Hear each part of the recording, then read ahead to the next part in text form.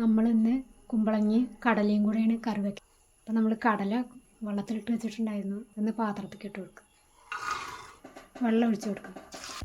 നമുക്ക് കുറച്ചും കൂടെ ഒഴിച്ച് കൊടുക്കാം. കഷ്ണങ്ങൾ ഇട്ട് കൊടുക്കാൻ വേണ്ടി നമുക്ക് അടച്ച് വയ്ക്കാം. ഇത് വേവട്ടെ. വെന്തിട്ട് നമുക്ക് കഷ്ണങ്ങൾ ഇട്ട് കൊടുക്കാം. നമുക്ക് തുറന്നിട്ട് കഷ്ണങ്ങൾ ഇട്ട് കൊടുക്കാം.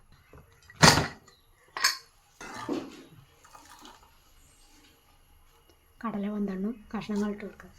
ഉരുളക്കിഴങ്ങുണ്ട്, ഉള്ളിയുണ്ട്, തക്കാളിയുണ്ട്. ഇതിട്ട് കൊടുക്കുക. കുമ്പളങ്ങ ഇട്ട് കൊടുക്കുക. 2.5 സ്പൂൺ മുളക് പൊടി, 3 സ്പൂൺ മല്ലിപ്പൊടി വറുത്ത് വെച്ചാൽ ഇതിട്ട് കൊടുക്കുക.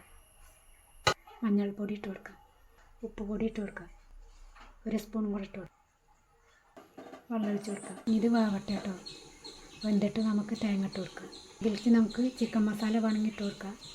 പിന്നെ ഉള്ളിയും തക്കാളിയും വാട്ടിയിട്ട് ഇട്ട് കൊടുക്കുക. നമുക്ക് ഈ തേങ്ങ അരച്ചെടുക്കാം. വറുത്ത് വെച്ചതാണ്. ഇഞ്ചിയും വെളുത്തുള്ളിയും പച്ചമുളകും കൂടെ ചതച്ചതാണ്. ഇതിട്ട് കൊടുക്കുക. ഇനി ഇത് വേവട്ടെ. നമുക്ക് തുറന്നിട്ട് തേങ്ങ ഇട്ട് കൊടുക്കാം.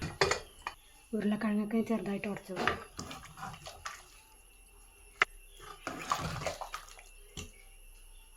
നമുക്കിനി തേങ്ങ ഇട്ട് കൊടുക്കാം.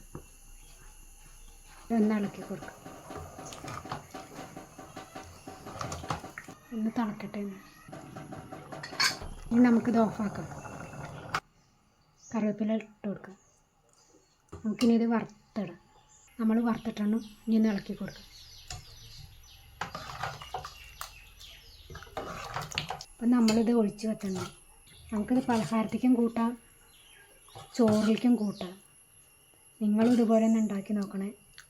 ഇഷ്ടപ്പെട്ടെന്ന് വെച്ചാൽ ഒന്ന് സബ്സ്ക്രൈബ് ചെയ്യണേ.